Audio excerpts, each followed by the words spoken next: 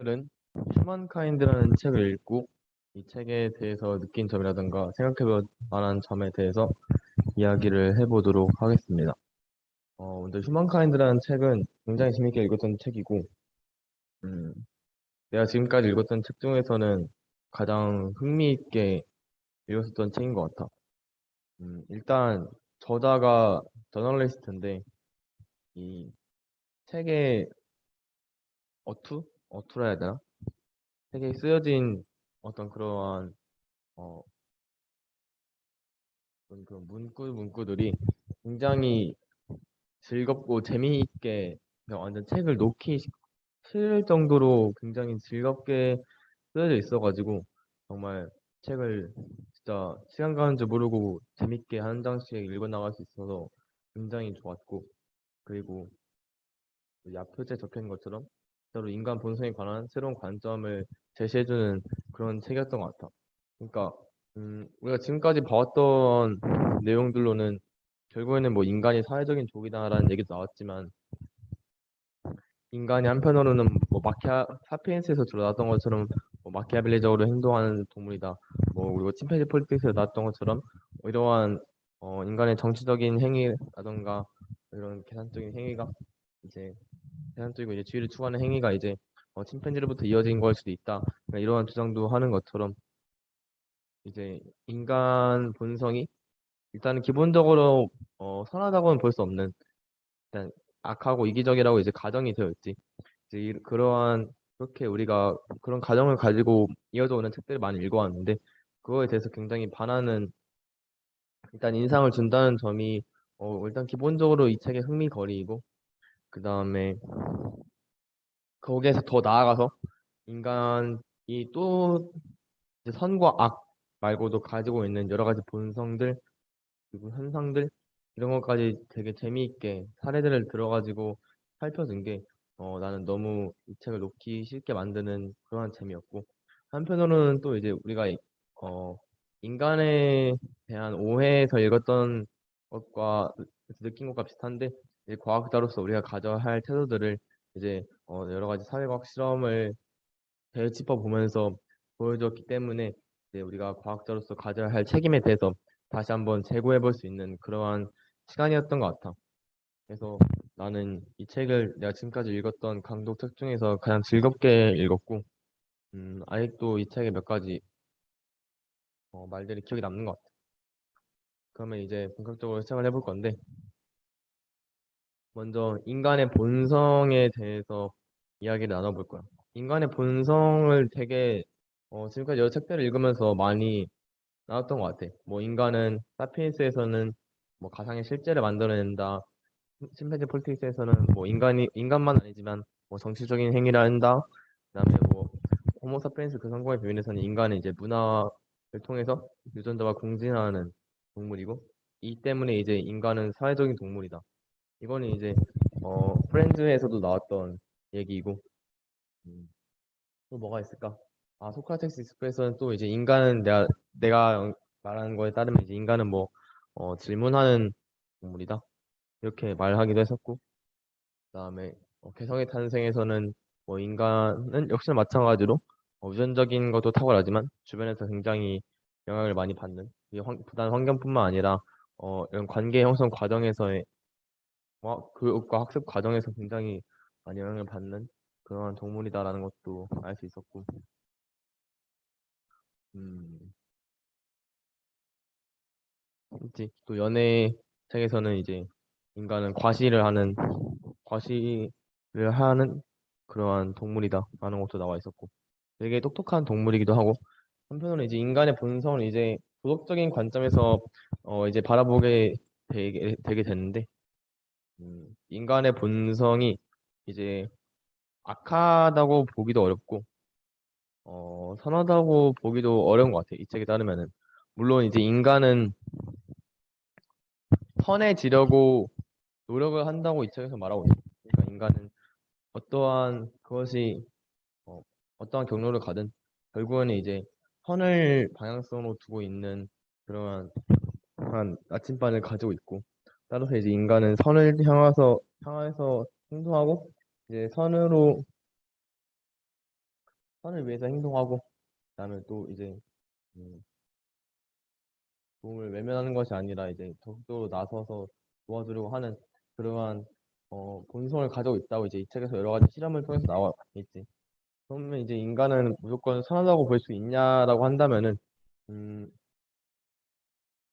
나는 아닌 것 같아. 그러니까 결국엔 이것도 상황이 만드는 거긴 한데 절대적으로 그 상황을 배제하고 뭔가 생각을 하게 된다면 우리는 분명히 도덕적으로 악한 짓을 하게 될 거야. 뭐 사실 법을 어기는 것도 이제 악하다고 보게 된다면은 뭐 우리가 무단횡단을 사소하게 하는 것도 이제 결국에는 우리 악함이라고 볼 수 있고 무단횡단을 무조건 그렇지.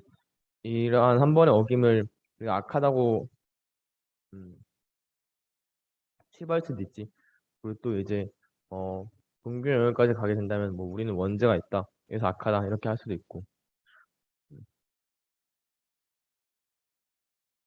결국에는 선함과 악함으로 본성을 따지려고 한다면은 음, 이거는 나는 굉장히 흑백논리처럼 나눠지는 거라고 생각을 했었는데 이 책을 읽기 전까지 근데 이 책을 읽으면서 결국에는 인간이 이기적이고 악하다는 전제에서 벗어나서 인간도 이제 선함을 추구하면서 선함을 위해서 살아가기도 하고 한편으로는 이제 악함을 꾀할 수 있는 상황에서도 결국엔 아무 일이 일어나지 않고 서로 협력한다는 점에서 이제 인간의 선한 면모도 있는 거다 보니까 음,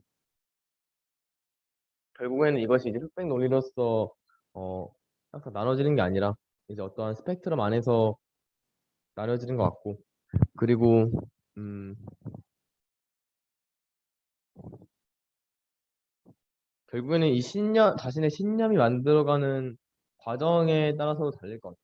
이 스펙트럼을 넘나드는 것이 뭐 어떨 때는 굉장히 선한 영역으로 갈 수 있지만 어떨 때는 굉장히 악한 영역으로 갈 수도 있고 한- 그리고 이제 그 중간 사이에 어떤 그 애매모호한 그러한 영역으로 가는 걸 수도 있고 그래서 인간 본성이 뭐 선하다 악하다라고 논하는 거는 나는 크게 의미는 없는 것 같고 이렇게 그냥 흑백 논리로서 인간의 본성을 나누는 것이 잘못되었다라는 걸 이 책이 어느 정도 알려주는 것 같아요. 그러니까 이 책에서도 이제 인간이 선하다라는 얘기는 하지 않고 뭐 인간을 희망을 가질 수 있는 동물이다. 그 다음에 음, 뭐 서로가 서로에게 이제 굉장히 우호적이다 이런 식으로 언급이 되어 있기 때문에 뭐 이걸 가지고 선하다 악하다라고 말할 수 없는 것 같아요. 한편으로 이제 선함과 악함의 기준이 시대랑 이데올로기에 따라 달라지니까 그러니까 결국엔 이런 결국엔 진짜 신념과 사회적인 맥락의 문제인 것 같아요. 그래서 인간 본성의 선과 악은 신념과 사회적인 맥락에 따라 달라지는 것 같고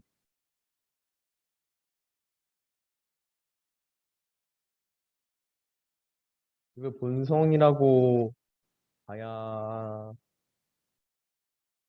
할지도 잘 모르겠어. 결국엔 선함과 악함은 우리가 정하는 거니까 이거를 본성이라 봐야 할지도 솔직히 말하면 잘 모르겠고 뭐 본성이라고 본다면은 뭐 인간의 어떠한 이걸 정의하려고 하는 성격이라던가 아니면은 아까 말했듯이 어떤 신념을 가진 동물이라는 점, 신념과 정신을 가진 동물이라는 점과 그다음에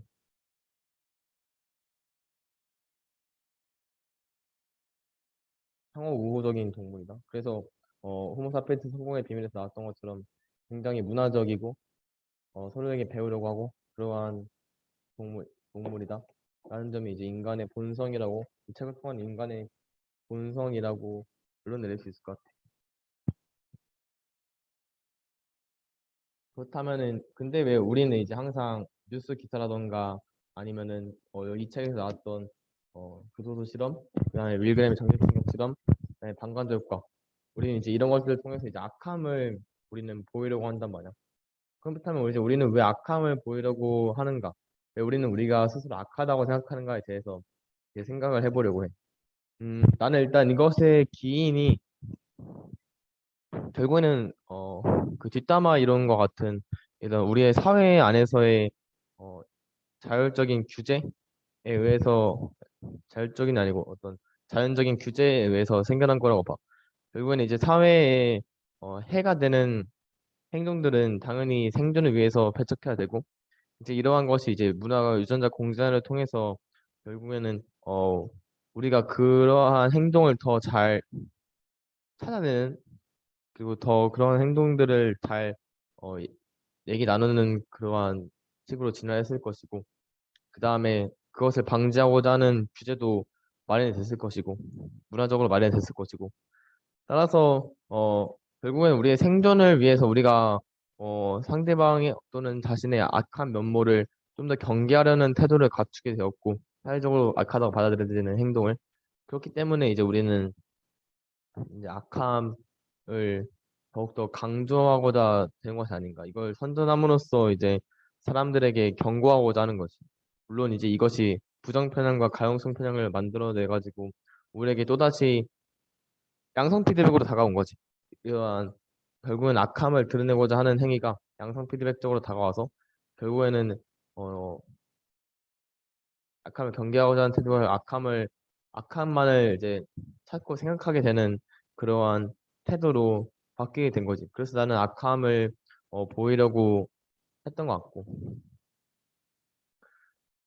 따라서 이제 우리가 사회적으로 어떠한 재난이라던가 사고라던가 살인 사건이라던가 어떤 미스터리 이런 거에 좀 더 관심을 가지고 흥미를 보이게 되는 것도 이러한 뒷담화 이론에서 기인한 유전자 공진화가 되게 큰 영향을 끼쳤던 것 같아. 결국은 이것이 이제 호르몬이라든가 신경계도 이제 영향을 끼친 거지. 따라서 이제 우리가 이것에 대해서 더 민감하고 더 잘 받아들여지게 된 거고.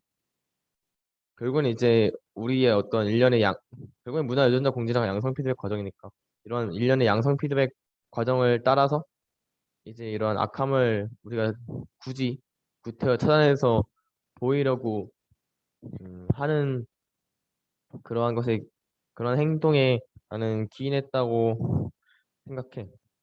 뭐 그리고 또 한편으로 우리가 인간이라는 것이 이제 설명하려고 하는 동물이다 보니까 질문하려고 하는 동물이다 보니까 그것을 또 이제 설명하려고 하는 부분에서 어 악함을 전제하는 것이 더 자연스러워 보일 때가 많으니까 여러 가지 실험들이라든가 아니면은 뭐 살인 사건이라든가 자연스럽게 일어날 수 있는 뭐 전쟁이라든가 이런 걸 통해서 이것의 이유를 찾아보니 이렇게 됐다라고 이제 결론을 내릴 수도 있으니까 그러니까 이제 우리가 악함을 스스로에게 보이려고 하는 이유는 이러한 맥락들이 음, 나는 큰 것 같아. 한편으로는 왜 선함을 보이려고 하지 않는가에 대해서 생각해 보자면은 이것도 이제 나는 호모 사피엔스 성공의 비밀을 통해서 설명될 수 있다고 생각하는데 명망가를 생각해 보면 될 것 같아. 결국 명망가는 이제 집단 내에서 굉장히 선하고 존경받을 만하다고 해가지고 이제 추앙을 받은 것인데 이런 명망가들은 대체적으로 겸손한 태도를 취하고 있기 때문에 자신의 어떤 명망 지표를 남들에게 구태여 드러내려고 하지 않거든. 그래서 이것을 구태여 드러내지 않다 보니 어, 결국에는 아까의 그 악함을 경계하는 태도와 다르게 이러한 행위를 드러내는 것이 굉장히 음, 힘들고 적응되지 않고 그다음에 사회적으로도 곱게 받아들여지지 않기 때문에 그렇기 때문에 이것 또한 양성 피드백 과정을 거쳐가지고 어, 선함을 보이지 않게 되는 것이 아닐까라는 생각이 들어. 선함을 구태여 보이려 하지 않는다라는 생각이 들어. 보이려 하지 않고 그것에 집중하려 하지 않는다. 흥미를 가지려 하지 않는다라고 생각해 나는. 그래서 어, 약함을 보이려고 하는가에 대해서 얘기를 나눠봤고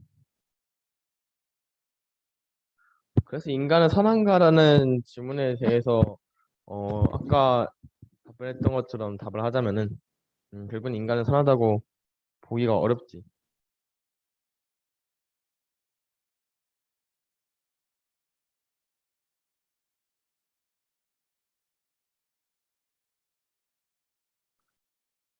인간은 어, 선하다고 보기가 어렵고 그렇다고 악하다고 보기도 어렵고 그렇다면은 우리는 딱 그 아까 말했듯이 이 선과 악의 스펙트럼을 오고 가는 그러한 위치에 서 있고, 음,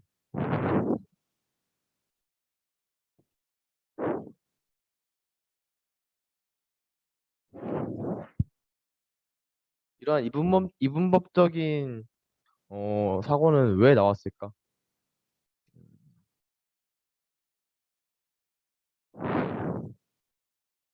설명하기 편해서일까? 그러니까 결국은 인간의 본성을 설명하기가 편해서, 한편으로는 나는 이 선하다 악하다라고 딱 정해놓는 것이 우리의 방향성을 더 잘 짚어주기 때문에 결국에는 어떤 교화와 교리의 측면에서, 이것도 그냥 문화적인 측면에서지, 교화와 교리의 측면에서 이런 성선설과 선악설이 발달하지 않았을까라고 생각해. 아까 말했듯이 음, 뭐 여기에 나온 수많은 교도 실험이라든가 정규충격 실험이라든가 어떤 성악설을 지지하고자 하는 그러한 행태들은, 나는 결론적으로는 인간 인간이 악하다는 것을 스스로 인지하고, 이런 악한 행위를 어, 하지 않는 방향으로 나아가야 한다라는 것을, 이제 결국에는 스스로 자기 객관을 더 잘하게 하기 위해서 성악설이라는 것이 생겨났다고 생각하거든. 결국엔 더 나은 사람이 되기 위해서. 이것도 이제 어떻게 보면은 우호적인 목적이라도 할 수 있지. 인간의 우호적인 측면에 이것도 해당된다고 볼 수 있고. 성선설 같은 경우에도 이제 우리가 악한 행위를 하게 된다면은 이제 우리는 우리의 본성을 회복해야 한다라는 측면에서 성선설이 이제 주장된 것이지 않을까라고 생각해. 뭐 기독교의 측면에서도 우리가 원죄를 가지고 있다 해가지고 우리가 항상 악한 것이 아니고, 언제나 이제 성령의 이름으로 성령에 따라서 행해야 한다. 예수님의 말씀처럼 예수님처럼 살고 행동해야 한다. 하나님의 말씀에 따라야 한다. 이런 것을 주장하는 것도 결국에는 우리의 태어난 본성은 악하지만 이제 이것으로부터 벗어나가지고 절대적인 선을 향해 가야 한다라고 이제 주장을 하고 있기 때문에, 어 결국에는 이제 인간의 선하고 악함과 상관없이 인간의 우호적이고 선한 그러한 방향성과 의지는 어 여전히 드러나는 것 같아. 그래서 이러한 선함과 악함을 굳이 나누려고 하는 논쟁은 정말로 음, 의미가 없는 것 같아. 의미가 없는 것 같고, 이제 우리의 결론적으로는 우리의 어, 경로와 이 스펙트럼 안에서의 방향성에 대해서 좀 더 생각을 해야 되지 않을까. 그리고 아니지, 이것보다 더 중요한 건 우리 이러한 나침반, 이 방향성을 잡는 나침반의 또한 자기장이지. 자기장이라고 할 수 있는 우리의 신념. 이 신념이 정말로 곧게 된 신념인가? 라는 것을 좀 잘 돌돌아 봐야 된다고 생각하는데, 이 신념이 옳고 그름을 어떻게 돌아봐야 할까? 또 생각을 해보면은 나는 결국에는 자기 객관화라고 생각해. 뭐 이것도 이러한 개념이 물리적으로 이제 설명됐을지 모르겠지만, 결국에는 이제 우리가 자기화를 할 때 이제 여러 가지 자기장이 합쳐져가지고 이것이 한 방향으로 일렬하게 어, 나란히 되는 것처럼, 이것도 자기 객관화를 통해서 좀 더 나은 그러한 신념을 갈 수 있지 않게 될까, 갈 수 있게 되지 않을까라고 나는 생각을 하고, 음, 그리고 결국에는 음, 이것의 악하고 선함을, 신념의 악하고 선함을 정하는 것도 의미가 없다고 생각해. 이런 관점에서 보면은 나는 약간 이게 이렇게 1차원이 아니라 2차원적으로 되어 있다고 생각을 하고 있는 것 같아서, 그래서 그런 본성과 신념의 악하고 선함은 진짜 의미가 없는 것 같고, 우리가 이제 선한 방향으로 나아가고자 하는 신념을 가지고 있다. 근데 이런 신념이 진짜 객관화했을 때, 너랑 나의 신념을 비교했을 때 이것은 어떤가? 이제 서로가 이제 되돌아볼 수 있는 그런 기회를 마련해 줄 수 있는 사회가 온다면은, 그러면 이제 어, 굉장히 음, 우호적으로 굴러갈 수 있는 사회가 되지 않을까? 나는 생각하는 것 같아.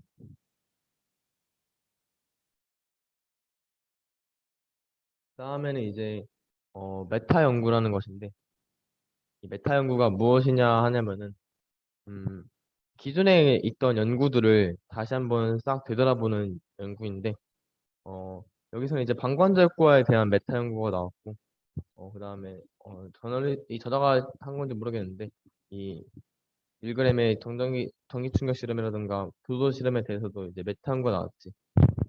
이 메타 연구가 주는 통찰이 되게 대단한 것 같아. 과거에 어떠한 사회적인 맥락 속에서 잘못 받아들였던 무시되고 조작되고 그랬던 것들을 다시 되돌아보면서 이것들이 다시 한번 우리에게 그때 사회에서 끼치는 영향처럼 우리 사회에서 다시 한번 또 끼치는 영향이 있는 것 같고 그다음에 여기서 봤던 것처럼 이제 인간 본성에 대해서 또 다른 측면을 이해할 수도 있는 것이고 이것이 좀 더 확장하게 된다면 결국에는 학문의 학문의 여러 새로운 측면에서 접근할 수 있게 된다는 것이지. 이러한 메타 연구를 통해서. 그래서 나는 이 책에 나온 많은 메타 연구들을 통해서 굉장히 메타 연구가 흥미로운 그러한 연구라는 생각이 들었어. 이제 나는 통찰을 주는 연구를 하고 싶은 것이 내 꿈이기 때문에 그렇기 때문에 나도 이제 메타 연구 같은 연구를 한번 해보는 것이 굉장히 재밌을 것 같다라는 생각이 들었고 음,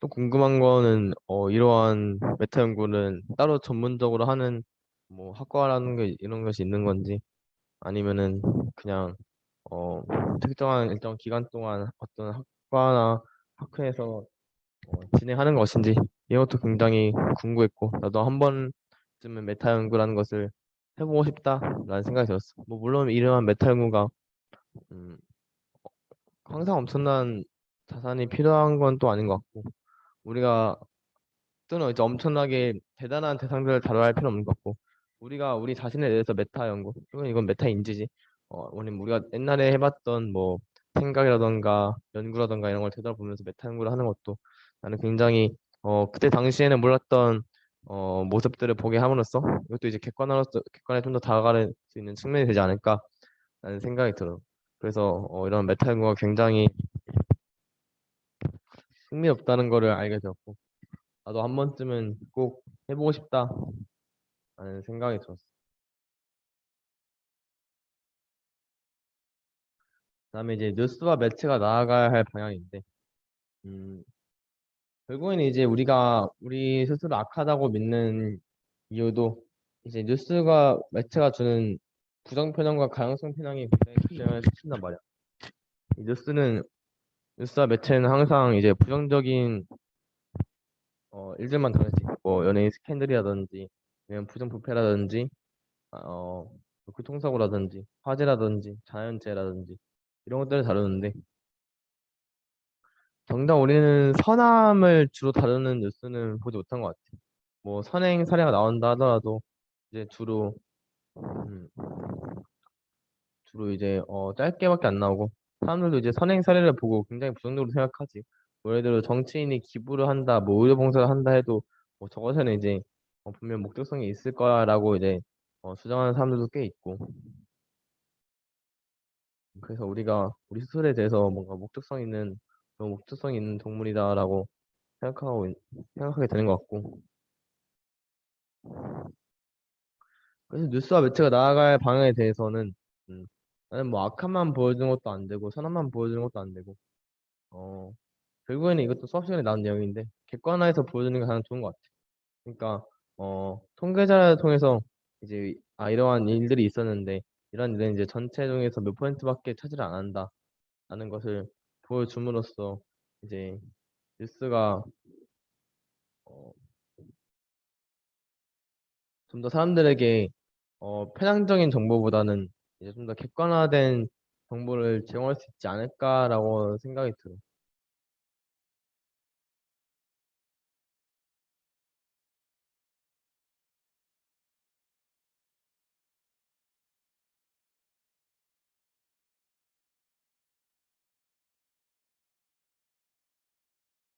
그래서 그런 것 같고. 음,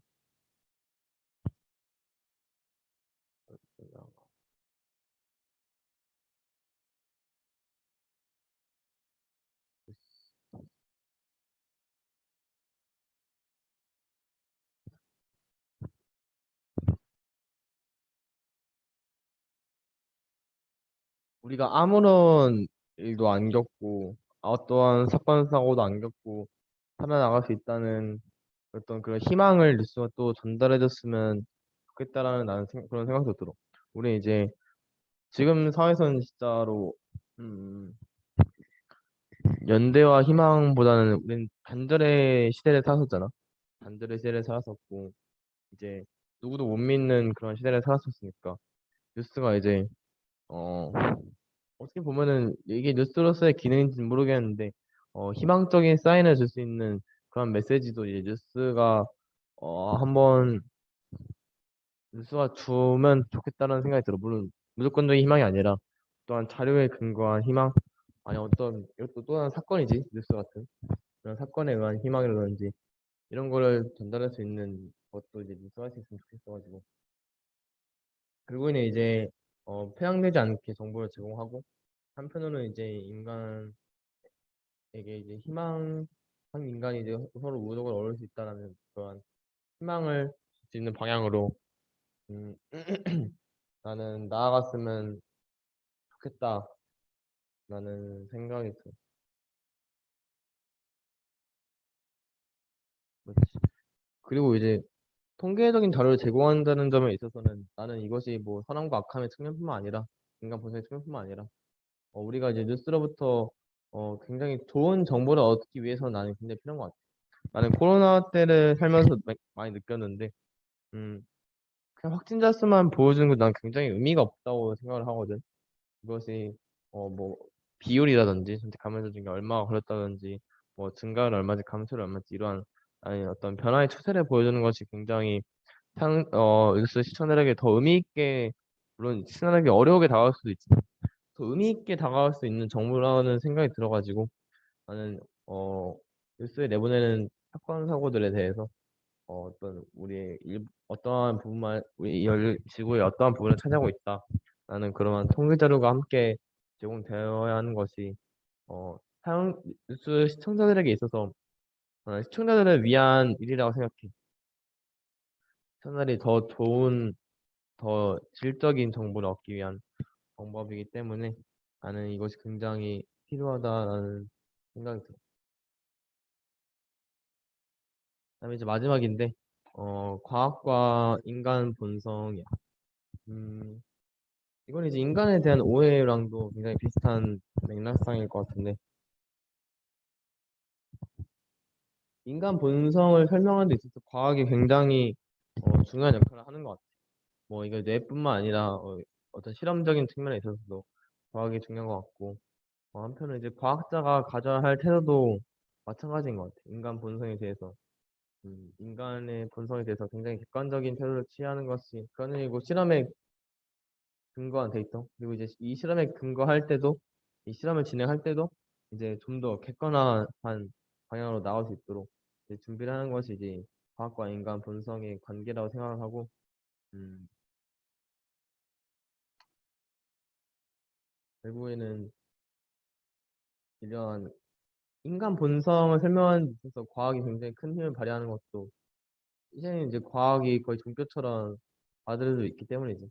과학이라는 것이 이제 반박할 수 없는 것을 받아들이고 있기 때문이고.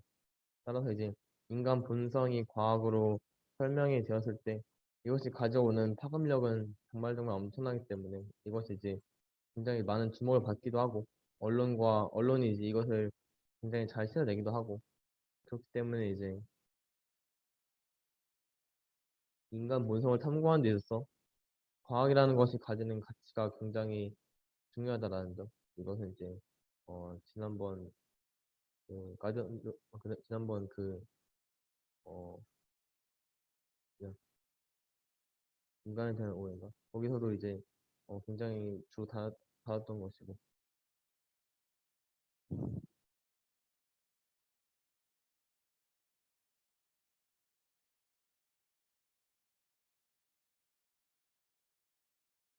나는 이제 이 책을 읽으면서 이 책이 주는 통찰이 굉장히 즐거웠는데 물론 이 통찰이 즐거워하는 것도 과학자 역할이 맞지만 재차 확인하고 더욱더 객관화하고 이러한 것도 나는 이제 과학자로서 굉장히 중요하다는 것을 깨달았고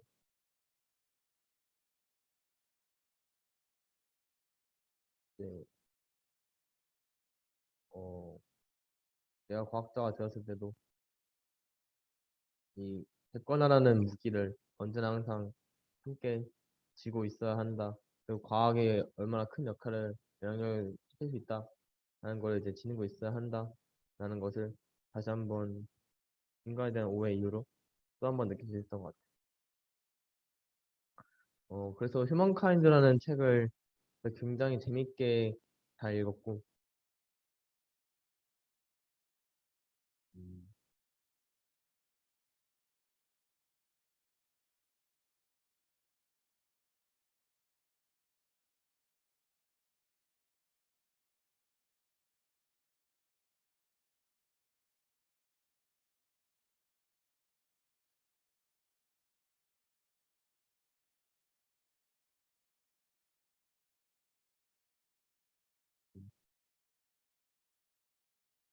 그래서 오늘 휴먼카인드를 읽으면서 할 얘기는 이렇게 마무리를 할 것이고, 굉장히 재밌는 책이니 꼭 읽어봤으면 좋을 것 같아.